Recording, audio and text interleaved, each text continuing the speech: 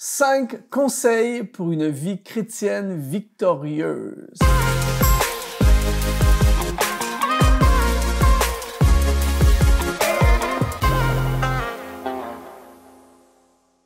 Bonjour, ici Luc Dumont d'Exponentiel.net. C'est vraiment une joie de passer encore aujourd'hui ce moment avec toi. Merci de me permettre d'investir dans ta vie. Aujourd'hui, justement, en parlant d'investissement, j'aimerais investir en toi en t'offrant une formation sur la destinée, les 4 réponses pour le succès de ta destinée. Si tu n'as pas déjà pris cette formation, eh bien, elle est disponible en allant sur le lien qui apparaît dans la description de cette vidéo. Je te l'offre gratuitement comme un investissement parce que je crois en toi. Je crois dans les possibilités pour toi, pour l'avenir. Aujourd'hui, je veux parler d'une vie chrétienne victorieuse. C'est-à-dire que Jésus a prévu pour toi et moi la vie en abondance. Aller à l'église ne fait pas nécessairement de toi et moi un chrétien victorieux. Aujourd'hui, j'aimerais te partager des trucs très simples, mais ultra puissants. Si tu appliques dans les prochains mois ces 5 conseils, mon ami, ta vie chrétienne va passer de défaite à victoire, va passer de vie ordinaire à vie extraordinaire. Ce sont 5 conseils extrêmement de base, mais ultra puissants. Le premier conseil, c'est lire la Bible tous les jours. J'ai un passage dans la Bible que j'aime beaucoup qui dit, c'est dans le psaume 119 au verset 105, « Ta parole est une lampe à mes pieds et une lumière sur mon sentier. » C'est-à-dire que la parole de Dieu, la Bible, c'est littéralement un trésor qui nous a été donné et rempli de richesses et c'est comme une nourriture pour ton âme.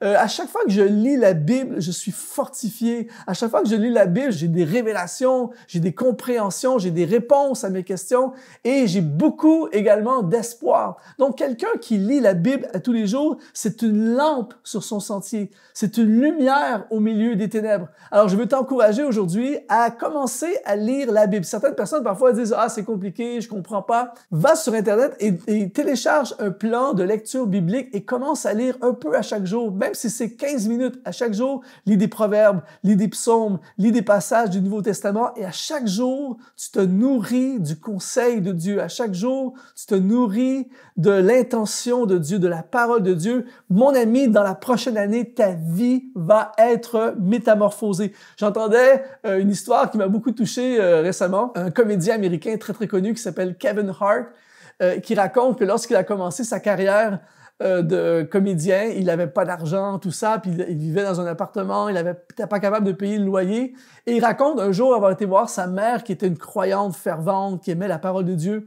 Il lui a dit « Maman, je n'arrive plus à payer mon loyer, est-ce que tu peux m'aider? » Et sa mère lui a dit « Je vais t'aider si tu commences à lire la Bible. » Et lui, il n'était pas intéressé. « Maman, aide-moi, tout ça. » Et à chaque jour, elle lui disait « Est-ce que tu as lu ta Bible? » Et il voulait pas lire sa Bible jusqu'au jour où un soir, il était sur le bord de son lit, puis il était un peu désemparé parce qu'il était sur le point d'être mis dehors de son appartement parce qu'il n'arrivait pas à payer le loyer.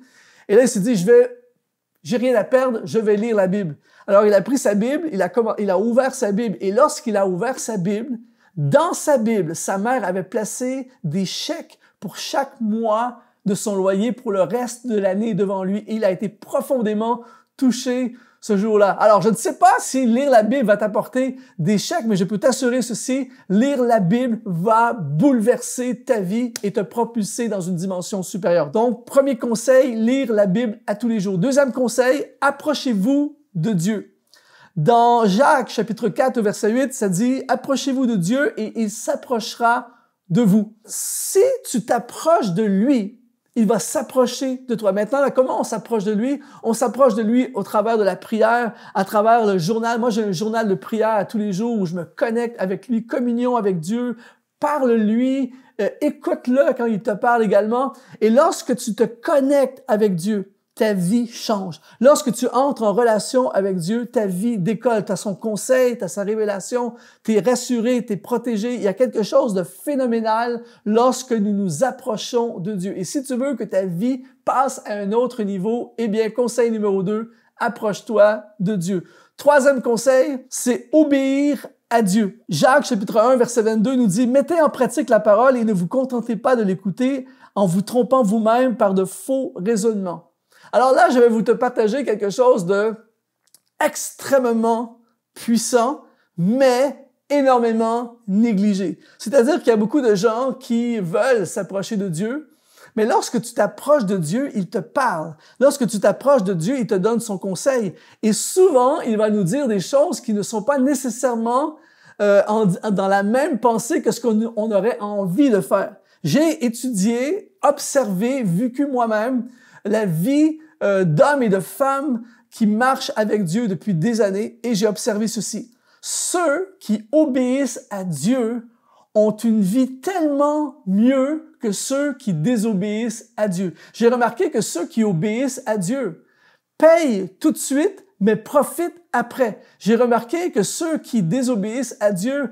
profitent tout de suite, mais payent après. J'ai remarqué que ceux qui obéissent à Dieu portent des fruits, voient des portes s'ouvrir, ont des résultats, ont une joie, ont une paix. J'ai remarqué que ceux qui désobéissent à Dieu ont des galères, des problèmes, des difficultés, des soucis par-dessus la tête. Alors mon ami, si tu veux réussir dans ta vie, si tu veux réussir dans tes projets, dans tes entreprises, dans ta vie chrétienne, eh bien, pour vivre la vie chrétienne victorieuse, conseil numéro 3, obéis à Dieu.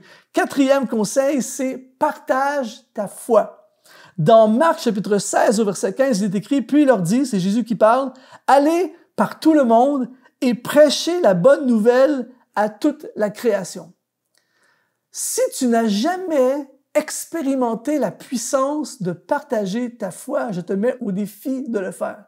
C'est-à-dire qu'il y a une puissance indescriptible lorsque on commence à partager notre foi. Et quand je dis partager notre foi, je ne veux pas dire de bombarder tout le monde et d'agresser tout le monde avec nos propos. Non, mais simplement, lorsque la porte s'ouvre, de juste partager ce que tu vis avec Dieu, de parler de l'espoir, de communiquer ton expérience avec Dieu. Et j'ai remarqué que lorsque tu partages ta foi à des gens, ça te pousse à te connecter encore plus avec Dieu. Parfois, ça va faire sortir des conversations. Les gens vont te regarder encore plus comment tu vis et ça va amener ta vie chrétienne à un niveau supérieur. Parce que maintenant, si tu prêches et tu dis aux gens que Jésus guérit, mais il va falloir que tu commences à prier pour qu'il soit guéri. Il va falloir que tu commences à croire et manifester dans ta vie ce que tu es en train de dire parce que tu l'as affiché et ça va provoquer une élévation de ta vie spirituelle et ça va amener des victoires dans ta vie parce que lorsque tu partages la foi, la parole de Dieu ne retourne jamais à lui sans faire un effet. Donc, ça va impacter les gens autour de toi.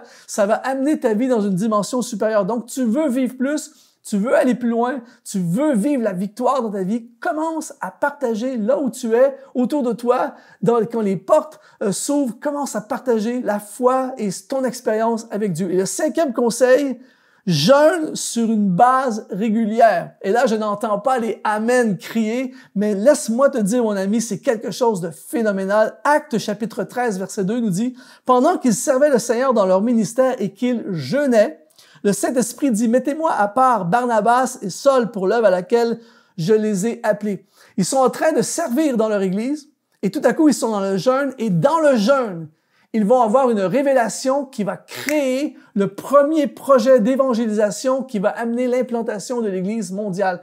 Le jeûne, même si c'est difficile, si tu es comme moi, c'est extrêmement difficile, j'aime manger. Mais lorsque je jeûne, il se passe quelque chose.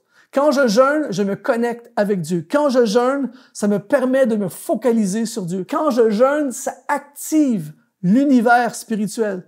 Quand j'ai un problème dans ma vie, je jeûne. Quand j'ai besoin d'une direction dans ma vie, je jeûne. Quand je vis un gros combat dans ma vie, je jeûne. Quand je veux me reconnecter avec Dieu, je jeûne. Tout ça pour te dire qu'il y a quelque chose d'inexplicable. Je te mets au défi de l'essayer. Commence à jeûner, même si c'est juste une journée. Prends une journée à part avec ta Bible et jeûne. Mon ami, tu vas voir quelque chose prendre place dans ta vie. C'est phénoménal. Donc, pour vivre la vie chrétienne victorieuse, c'est simple. Lis la Bible tous les jours, approche-toi de Dieu, obéis à Dieu, partage ta foi et jeûne sur une base régulière et tu m'écriras pour me donner des nouvelles comment ta vie va être transformée. Je veux t'encourager, si cette vidéo t'a inspiré, je veux t'encourager à mettre un like. Ça propulse la vidéo dans l'algorithme YouTube.